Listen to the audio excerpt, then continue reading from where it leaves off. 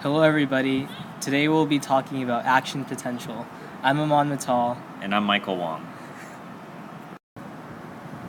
Action potential is an event in a neuron where the membrane potential changes suddenly. And the purpose of this is to transmit signals across the neuron and to other neurons as quickly as possible. The resting potential is when the neuron isn't sending any signals or is at rest.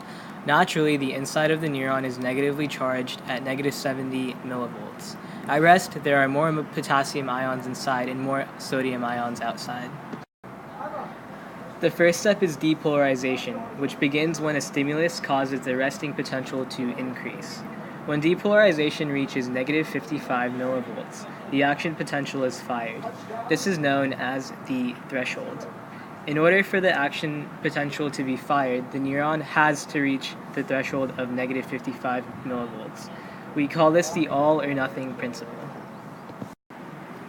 In depolarization, the sodium channels open first at the threshold, and then later on in depolarization, the potassium channels open. The reason this is done is to quickly change the membrane potential from negative to positive. At the peak, the sodium channels close, which begins the process of repolarization, when the neuron's membrane potential returns to its normal state. The next step in action potential is repolarization.